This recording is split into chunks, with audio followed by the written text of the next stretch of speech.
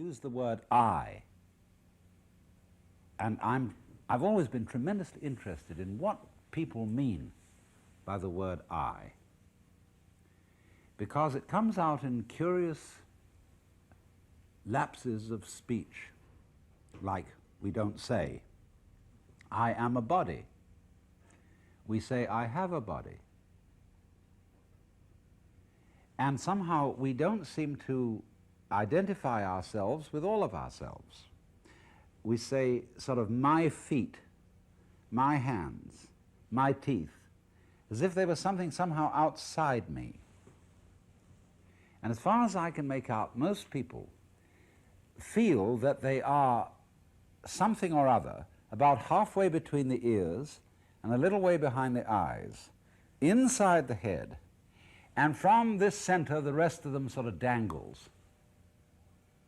And that governing principle in there is what you call the ego.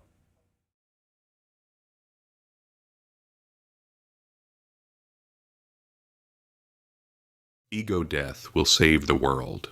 A quote I once heard from the philosopher Alan Watts. A quote that lit a spark within me to seek knowledge and truth. The further along this path I journey, the more I realize how deep-rooted the suffering we create for ourselves lies. Every fabric of our material identity is tied to this ego we've created. From the moment we became self-aware, we began to absorb our environments for the sake of survival. Comparing, judging, speculating, criticizing, associating subjective emotion with objective reality, creating an identity that we would carry with us all the way until we finally wake up and see that it's been an illusion this entire time. Have you ever asked yourself the question, who am I? Are you the face you've learned to wear, the stories you've been told to believe, or something deeper? We spend our whole life polishing masks, masks of success, masks of certainty, masks of enoughness. But what if this reflection you've been chasing isn't who you truly are? Your ego isn't the enemy. It's a survival tool you have created for yourself, a chameleon that adapts to fit in, to be loved, to avoid pain. But when the masks begin to fuse to your skin, that's when we begin to lose ourselves. Our true self becomes that of a distant friend, turned acquaintance, turned stranger. We all have a gallery inside of ourselves, an authentic and creative expression of life. The masks we wear so often, they become our identity, the achiever, the helper, the rebel. We tend to forget they're not our face. They show us what we think we should be, what our ego convinces us that we need to be, but not what we are.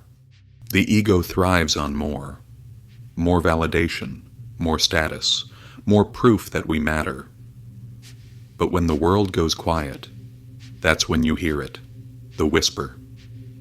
Who are you when no one is watching? The ego hates questions. It builds walls of certainty, labels of identity. But a single doubt can shatter its fortress. A single moment of, why am I doing this? And the facade starts to crumble. The veil is lifted and you can begin to see clearly, begin to see the truth.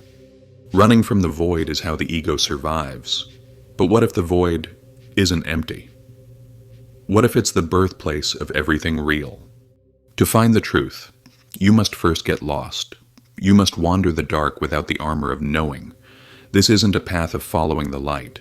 It's a journey of discovering the light within yourself, so you may see in the dark, of letting the old stories rot like autumn leaves, so new roots can breathe. The ego will fight to keep you small, fight for control. It will dress fear as logic, doubt as wisdom.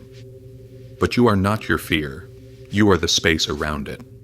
Strip away the roles, the trophies, the wounds, and what's left? It's not nothing, but everything. The part of you that existed before your first breath, the part that will linger after your last, the consciousness which transcends form, time, and space.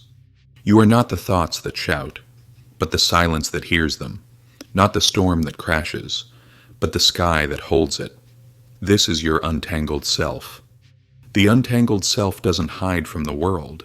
It moves through it, with eyes wide open. You'll begin to see the masks everywhere. but you'll also see the cracks, the light bleeding through. This isn't just your journey, it's ours. We have right now in this very moment the opportunity to make a change, to take off the mask and see that we are all the same, regardless of race, birthplace, political, social, or socio-economic faction, regardless of your opinions or your preconceived notions. We are all of the same source. We can choose right now to accept through humility and honesty with ourselves that we need to heal. Only then can we begin to heal the world around us. When one person dares to look beyond the mirror, it becomes easier for the next, for everyone. So, who will you be when the masks fall?